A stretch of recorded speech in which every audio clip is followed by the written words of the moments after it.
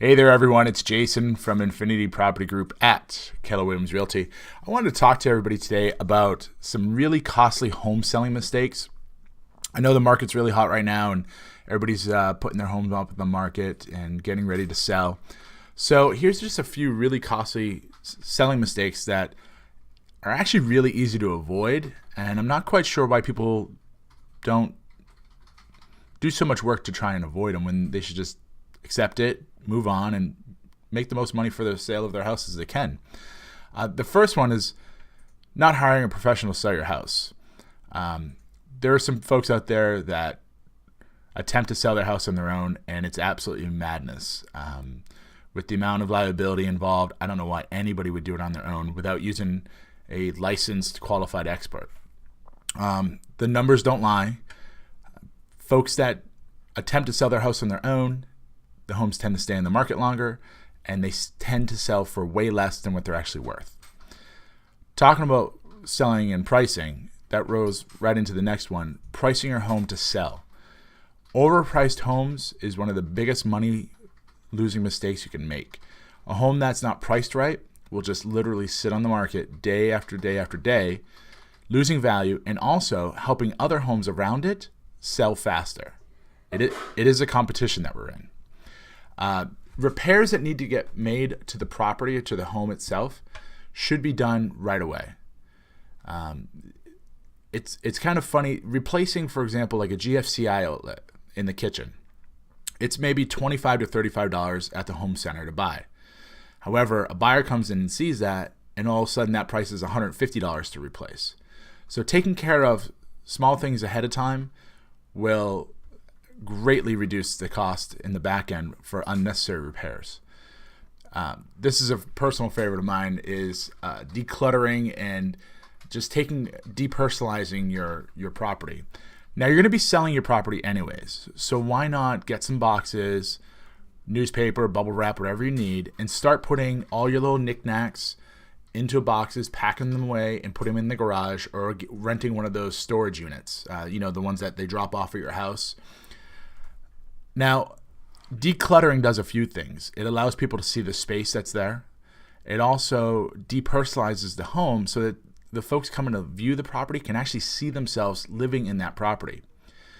There's actually some studies that show families that have photos up on the wall, buyers will actually pass on that house because they actually feel like they're taking the house from that family. Could you imagine that? So that's absolutely the opposite of what the seller's looking for.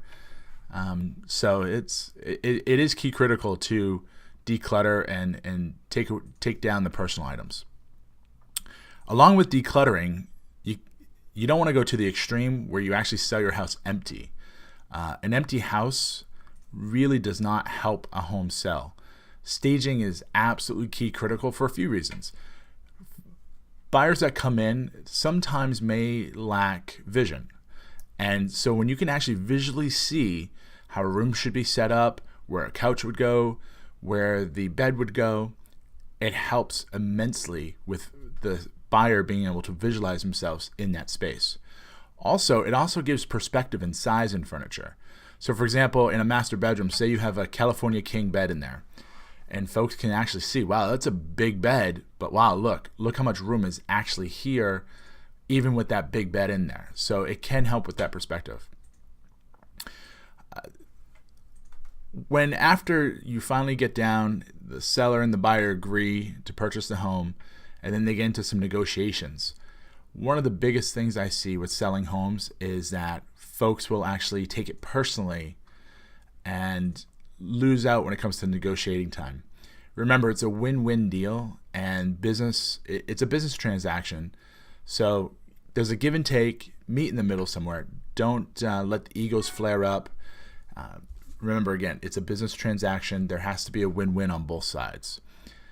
And then my personal pet peeve is lousy pictures. I was actually talking to someone yesterday.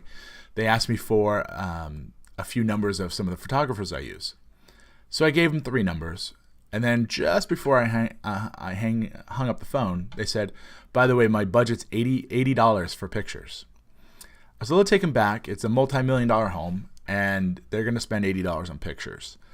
I can't tell you how many awesome homes I see with horrible iPhone or Android pictures to attempt to sell their listing. Here's the fact. Over 90% of people start their home search online. So don't you want to put your best foot forward and have the absolute best pictures possible? I always recommend high definition, high quality professional pictures, and also high definition, high quality video that's actually taken. All of our listings have that simply because it really does aid in the sale of a home. For more tips on costly home selling mistakes that you can easily avoid, feel free to reach out to me. Any other questions about real estate, my number directly is 774-696-4293, or you can email me, jason@kwipg.com. I look forward to hearing all the questions and comments and look forward to talking to you soon. Thanks, guys.